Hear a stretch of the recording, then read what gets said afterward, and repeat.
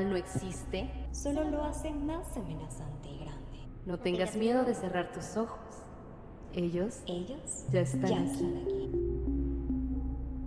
Una historia que no solamente sacudió a un estado, sino también a un país entero.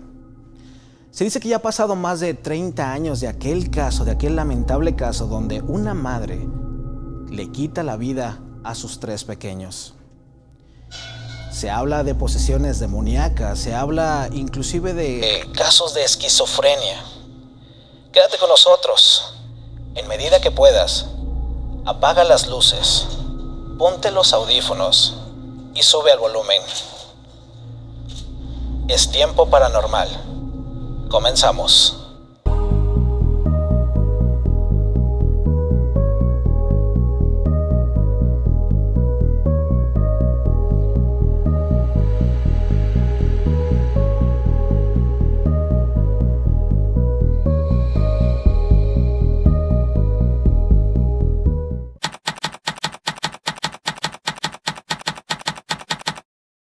Mucho se ha hablado acerca de este caso, Claudia Mijangos, la conocida Hiena de Querétaro. Tantas leyendas, tantas historias que se han hecho en base a este lamentable suceso, donde, como lo mencionamos al principio, una madre de familia, una madre de 3 pequeños, pues arrebató brutalmente la vida de estas personas.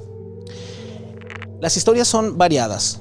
Las leyendas son muchísimas, no solamente durante el evento o durante los eventos, sino también después de estos eventos, donde pues muchos grupos de investigación en el ámbito paranormal pues han platicado, han visto, han tenido algún tipo de evidencia en donde se supone se aparecen los 3 menores o inclusive por ahí algunas sectas que han intentado hacer este tipo de rituales para convocar seres del más allá.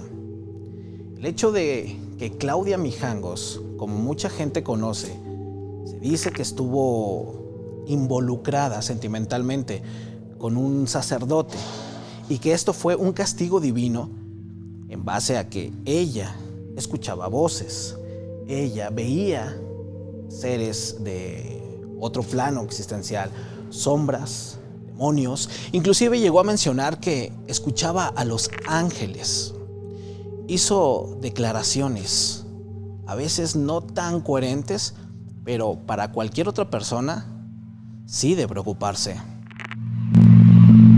Claudia Mijangos no solo se transformó en aquella asesina, sino que también esta historia inspiró una serie de leyendas oscuras, de leyendas que hoy en día han pasado de generación en generación y se cuentan de diferente forma.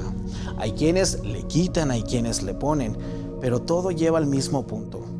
Claudia Mijangos, ¿realmente estaba poseída? ¿O fue producto de su delirio? ¿Producto de algún tipo de enfermedad mental? Una mujer de nombre Verónica, quien es o era la mejor amiga de Claudia Mijangos, llamó en aquel entonces al 066, número de emergencias, para reportar un homicidio. Aún se desconocía el número de cadáveres o el número de víctimas que había en ese lugar. Cuando ella llegó a la casa de Claudia Mijangos, lo que vio a continuación fue, según algunos expertos, extraído de la peor película de terror nunca antes vista. Cerca de las 8 de la mañana, un lunes 24 de agosto de 1989, cuando un par de agentes de la policía de Querétaro se presentaron en el domicilio con el número 408 de la calle Hacienda de Gil de Jardines de Hacienda. En el interior de la vivienda se encontraron los cadáveres de los hermanos Alfredo Antonio, de 6 años, Ana Belén, de 9, y Claudia María, de 11. Lamentablemente, los 3 cuerpos, al momento de ser encontrados, pues presentaban heridas con lo que se supone era un arma blanca en múltiples puntos del cuerpo. Las imágenes le dieron la vuelta al mundo. No solamente Querétaro, sino también México entero se conmocionó. Y es que los medios de comunicación en aquel entonces tomaron un rol tan importante porque las fotografías que se mostraron fueron muy explícitas. La madre de los menores, Claudia Mijangos, de 32 años, estaba junto al cuerpo de sus hijos, con 2 cortes en las muñecas y un cuchillo ensangrentado en la mano. Los agentes al principio pensaron que estaba muerta, hasta que pudieron corroborar que aún mostraba signos vitales. Ella sería llevada inmediatamente a un hospital donde pudieron estabilizarla. La escena era monstruosa. Había manchas de sangre por todos lados. Inclusive los peritos no sabían por dónde iniciar. Extraoficial se hablaba de que algo así jamás había ocurrido, no solamente en México, sino en el mundo. Que esto solamente, repito, era sacado de alguna historia de terror, de alguna película, inclusive la más sangrienta que hayan podido ver hasta el momento. La labor de los investigadores se centró en esclarecer qué es lo que verdaderamente había ocurrido, a pesar de que desde inmediato se sospechó que la mujer era la responsable. No se descartó la participación de terceros. La opinión pública en el caso de Claudia Mijangos derivó a que también posibles terceros tuvieron que ver en el asesinato de los menores. Uno de los principales se mencionaba el esposo de Claudia Mijangos, quien con anterioridad había tenido ya problemas con ella, problemas sentimentales. Inclusive los vecinos reportaron a los oficiales que constantemente, casi a diario, había discusiones, había gritos, aunque no sabían el porqué. Se pudo probar que nadie intentó forzar las cerraduras de la casa y un par de vecinos declararon que alrededor de las 5 de la madrugada escucharon varios gritos, aunque nadie llamó a la policía. Verónica, la mujer que dio aviso a las autoridades, aseguró que era amiga de la madre de los menores y que ésta la llamó por teléfono cerca de las 4 de la mañana diciendo incoherencias. Mazatlán ha desaparecido. No queda nada. Están todos muertos. Obviamente, el mensaje extraño de Claudia la dejó inquieta y decidió visitarla por la mañana para ver si todo se encontraba bien. La amiga de Claudia Mijangos, al visitarla por la mañana, con lo que se toparía a continuación sería la escena de terror nunca vista antes. No solamente por ella, sino por todo Querétaro, inclusive por todo México. Las investigaciones señalaron que Alfredo, el menor de 6 años, fue atacado mientras dormía en su cama. Tenía varias puñaladas en el pecho, también parte de su espalda. Le habían empujado su mano izquierda. Los gritos desgarradores de la víctima posiblemente alertaron a sus hermanas, quienes se acercaron al cuarto del niño para ver qué ocurría. La segunda víctima fue Claudia María, de 11 años. Ella fue apuñalada 6 veces en la espalda y el pecho, cerca de las escaleras del segundo piso. Posteriormente, Ana Belén, de 9 años, sería apuñalada en múltiples ocasiones en el corazón mientras intentó ocultarse en su cuarto. También mostraba cortes en las muñecas, posiblemente en un intento de amputar ambas manos o en el nulo intento de defenderse de su madre. Las investigaciones dicen que Claudia María, todavía agonizando, bajó las escaleras intentando huir de su propia madre, pero lamentablemente fue alcanzada por esta y de nueva cuenta comenzó la agresión. Los 3 cuerpos fueron arrastrados hasta la recámara principal, en donde Claudia Mijangos se recostó a un lado de ellos. Hay quienes tienen la creencia de que Claudia Mijangos intentó suicidarse por los cortes que presentaba en las muñecas. Sin embargo, hay otros que dicen o mencionan que sí verdaderamente fue un ataque hacia las 4 personas, 3 niños y Claudia Mijangos, de un tercero, posiblemente el padre de los niños. Ese mismo mismo día, el padre de los menores y exesposo de Claudia, Alfredo Castaño Gutiérrez, se presentó a declarar ante el Ministerio Público, donde afirmó que la tarde del 23 de abril había asistido con sus 3 hijos a una fiesta de la escuela y que posteriormente los dejó en la casa de Claudia. La relación entre ambos estaba sumamente deteriorada y tras discutir unos minutos, él se marchó del lugar. Las constantes luchas que tenían como pareja Claudia Mijangos y su esposo era consecuencia de una infidelidad, aunque al principio también el ex esposo había mencionado que en varias ocasiones el cambio abrupto de Claudia Mijangos hacia él era muy notorio. Tan así es que en una ocasión Claudia lo persiguió con un machete en mano. En otra ocasión logró herirlo en la cabeza con unas tijeras. La noticia del triple crimen de Querétaro apareció en portada de todos los diarios mexicanos al día siguiente, acompañado de imágenes sumamente explícitas. Se trataba de un caso particularmente horrendo y aunque todo indicaba que Claudia Mijangos era la responsable, aún existían dudas.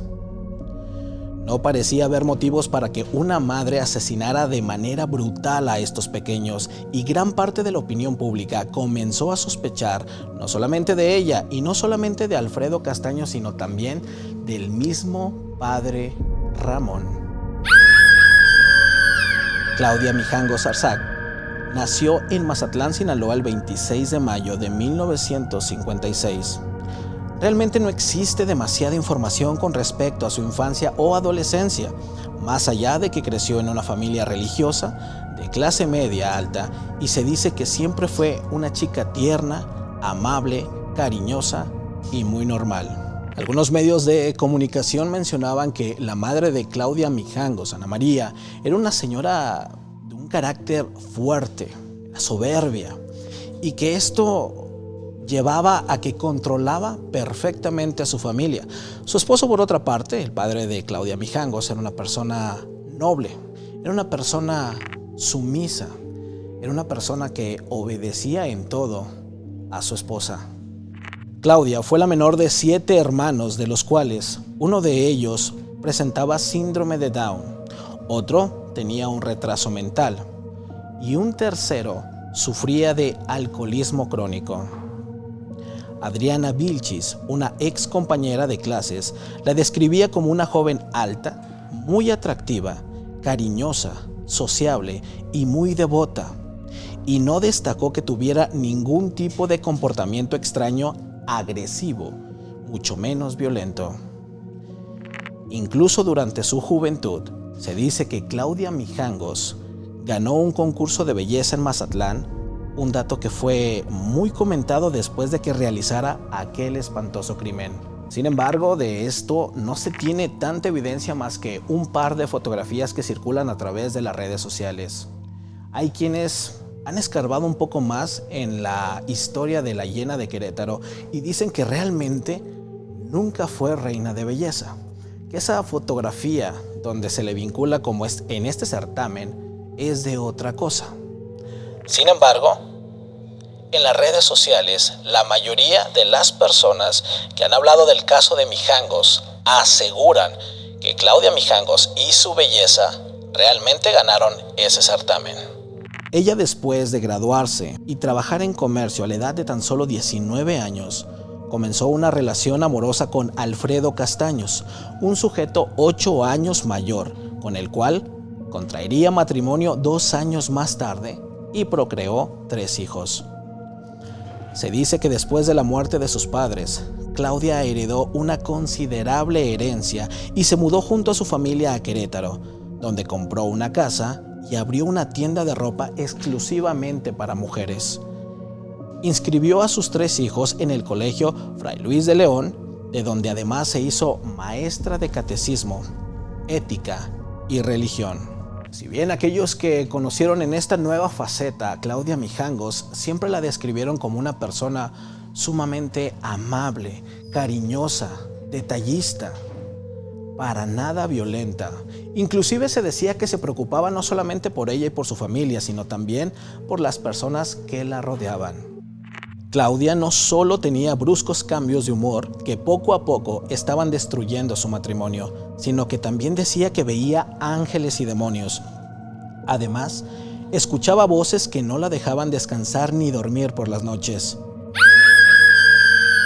En el interior de su vivienda, que estaba decorada con varios crucifijos, aunque parecía sentirse atormentada, aparentemente esto jamás lo comentó con nadie. Nadie nunca supo lo que Claudia estaba experimentando. Las discusiones constantes con su esposo se tornaron cada vez más frecuentes. Algunos vecinos afirmaron que se les escuchaba discutir prácticamente todos los días. Esta pareja decidió buscar ayuda y visitaron a un terapeuta, el psiquiatra Jaime Flores González, pero este declararía después que mediar entre ambos fue inútil. El psiquiatra consideró que el volverse a juntar, el volver a estar juntos prácticamente era imposible. Inclusive dentro de estas peleas, mucho se mencionaba acerca de un tercero en discordia. Sin embargo, eran también otros factores. Era prácticamente el problema que Claudia estaba teniendo y que su pareja se daba cuenta. Aquellas noches de insomnio, aquellos delirios, aquellas imágenes que ella decía que veía en su casa, y no solamente las imágenes, sino también lo que escuchaba en su cabeza. A pesar de que la pareja se separó y Claudia consiguió la custodia de sus 3 pequeños, poco después acudió con el padre Rigoberto Castellano para exigir la anulación de su matrimonio por la iglesia, algo que le fue negado. El padre Castellano, quien además era el director general de la escuela a la cual acudían sus hijos, informó que Claudia se comportaba de una forma muy grosera y parecía estar desesperada. Al mismo tiempo, existían varios rumores de que Claudia mantenía una relación sentimental con uno de los sacerdotes de la escuela, identificado como el padre Ramón, y aunque varias fuentes han hablado de este amorío, nunca pudo ser confirmado en su totalidad. Años más tarde, el mismísimo padre daría una declaración donde exponía a Claudia, la ponía en una posición bastante comprometedora. Decía que ella era quien verdaderamente estaba acosando al padre Ramón. Era ella quien lo buscaba y lo seguía para todos lados. Algo que deja mucho que decir. A principios de 1989, algunas personas allegadas a Claudia, entre ellas sus amigas, comenzaron a notar que se comportaba de forma muy extraña, pero se lo asociaron a su reciente divorcio y jamás imaginaron que Claudia terminaría asesinando cruelmente a sus hijos. El 27 de abril de 1989, 3 días después del crimen, Claudia Mijangos haría su primera declaración a la policía. Cuando Claudia habla por primera vez después de este terrible suceso, ella todavía se encontraba aturdida, desorientada, no sabía dónde estaba. Sus primeras palabras oficiales y ante la policía fue que sus hijos se encontraban todavía en la escuela, que tenía que ir por ellos. Ella verdaderamente no sabía lo que había sucedido. Es ahí donde comienza una nueva investigación para Claudia Mijangos. Claudia aseguraba que Querétaro estaba infestado de espíritus, que sus hijos estaban poseídos por demonios y que la voz de aquel ángel que según ella escuchaba le dijo que la única forma de que todo volviera a la normalidad y que pudiera estar con su verdadero amor, el padre Ramón, era quitándolos del medio.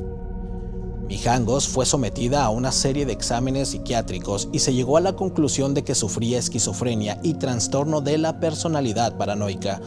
Además, se le detectó un quiste en el lóbulo temporal derecho, lo que le provocaba episodios de epilepsia y bruscos cambios de humor. Por algunos momentos, Claudia parecía que regresaba a la realidad. Se notaba que realmente tenía en cuenta lo que había hecho. La mayoría del tiempo, ella seguía en su mundo, en una alucinación en donde sus hijos todavía estaban vivos. Para muchos esto representaba que Claudia Mijangos fue todavía más allá del asesinato y que intentó convencer, de cierta manera, a aquellos especialistas de que verdaderamente hubo una posesión, escuchaba voces o simple y sencillamente estaba enferma mentalmente. En junio de ese mismo año, Mijangos escribiría un par de cartas al periodista Manuel Cornejo, tratando de explicar lo ocurrido aquella terrible madrugada. Estimado señor periodista, mi nombre es Claudia Mijangos. Me he atrevido a escribirle para pedirle que me ayude. Desgraciadamente, estoy consciente de que mi caso fue muy alarmante y no es para menos, pues fueron 3 pequeños indefensos, pero les soy sincera, no estaba en mis cabales y los estudios que me han realizado lo confirman. Fui una madre que velaba por ellos y soy yo la más afectada, pues eran toda mi existencia. Aunque los hechos demuestren lo contrario, vive en mí una agonía constante y no considero justo que, aparte de haberlos perdido, quede acusada como si con voluntad lo hubiera hecho. Me presto a cualquier clase de hipnosis para demostrar mi inocencia. Y si gustan, puede ser televisada, grabada o como gusten, para tratar de limpiar un poco mi nombre. Y así la población queretana pueda juzgar todos los hechos. Amo la vida y al ser humano, pues somos obra de un gran Señor.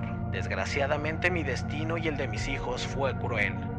Ahí es donde reconozco que somos parte de su obra. Él así lo permitió. Finalmente, Claudia Mijangos fue declarada inimputable debido a su estado mental al momento del crimen, trasladada un 19 de septiembre de 1991 al anexo psiquiátrico del Centro Femenil de Readaptación Social en Tetepan para un periodo de 30 años como medida de seguridad. La asesina Claudia Mijangos fue inmortalizada por los medios de comunicación que le dieron el mote de la Llena de Querétaro. Esto por el brutal asesinato hacia sus pequeños. Existen rumores de que Claudia inclusive había escapado del centro psiquiátrico y que rondaba por las calles de la ciudad como si se tratara de una leyenda urbana. Al igual que en muchos de estos casos, la casa de esta familia, tras el crimen, quedó totalmente abandonada. Se transformó en una atracción para los curiosos. Existen muchas fotografías a través de las redes sociales, existen muchísimos videos de aquellos youtubers, aquellos grupos de investigación de lo paranormal que, lejos de dar algún tipo de información, inventan ruidos, hacen algunas ediciones en cuestión a imágenes y a la familia se refiere. Existe gran evidencia sobre todo de estos grupos, pero la mayoría de ellos son falsos. Durante años, los residentes de la colonia se quejaban ante las autoridades que personas y curiosos o grupos de investigación paranormal se acercaban a tomar videos y fotografías e inclusive ingresaban a la vivienda para realizar actos vandálicos y rituales satánicos. Posiblemente la fama del lugar se agrandó cuando los mismos vecinos comenzaron a decir que por las noches se escuchaban aún los gritos de los pequeños y que se veían las siluetas por las ventanas, esto a cualquier hora del día. Algunos programas de televisión accedieron al interior del domicilio acompañados por médiums, intentando demostrar que efectivamente el lugar estaba embrujado. Inclusive hay una historia que el rostro de los 3 niños crecieron en uno de los árboles ubicados afuera de la casa. Varios grupos pseudo investigadores de lo paranormal que se adentran al lugar para hacer exploraciones hoy en día siguen demostrando, según sus evidencias, que verdaderamente la casa está embrujada. Aunque pudiera parecer que muchos de estos investigadores se estuvieran aprovechando de una terrible tragedia, también es cierto que forma parte de un proceso de aceptación ante un hecho traumático que marcó a gran parte de la población mexicana que no fue capaz de comprender realmente lo que había ocurrido. Actos cometidos como los de Claudia Mijangos se han visto replicados lamentablemente en todo México, y no solamente en México, en gran parte del mundo. Son actos que, si bien ponemos atención a los pequeños detalles, Inclusive se dice que estas personas que sufren de delirios, que sufren de trastornos o que, según la creencia, están siendo poseídos, todavía tienen algún tipo de solución. Claudia Mijangos sería puesta en libertad el 24 de abril del año 2019 a la edad de 63 años. En una rueda de prensa, su abogado decía que Claudia deseaba volver a su antigua vivienda, pero su petición fue negada, pues se creía que podría poner en riesgo su integridad. Los especialistas que la trataron dijeron que su estado mental no presentó ninguna mejora y que debe consumir medicamentos a diario, además de estar bajo estricta vigilancia. Actualmente se cree que Claudia Mijangos permanece al cuidado de algunos familiares, pero se desconoce su paradero. Como dato adicional, el expresidente del Tribunal Superior de Justicia de Querétaro, Carlos Olivares, declaró tras su liberación: Claudia no ha sido curada y las heridas causadas por el caso Mijangos en el ámbito social de Querétaro tampoco han sanado.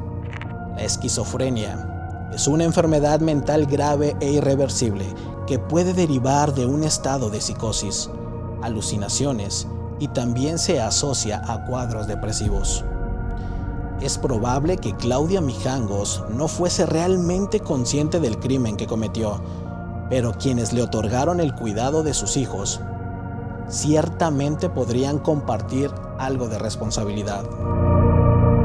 La salud mental es un tema pendiente, no solamente en nuestra sociedad, en todo el mundo. Y aunque en Internet existen muchísimos casos, muchas historias en base al caso de Claudia Mijangos, lo cierto es que tu amiga, tu amigo, que tienes una persona cerca y que presenta algunos de estos puntos de los cuales Claudia también presentó, debes de estar muy atento. Canalizarlo con aquellas personas, con aquellos especialistas, porque probablemente pueda salvar no solamente la vida de la persona, sino de terceros. Recuerda que en los detalles está la clave, o como comúnmente decimos nosotros, en los detalles está el diablo. Muchísimas gracias a todos por haber estado el día de hoy con nosotros. Los esperamos la próxima semana en punto de las 9 de la noche en todas las plataformas de atiempo.tv. Mi nombre es Ociel Ochoa y te recuerdo que no todo es paranormal, aunque todo vive en nosotros. Buenas noches.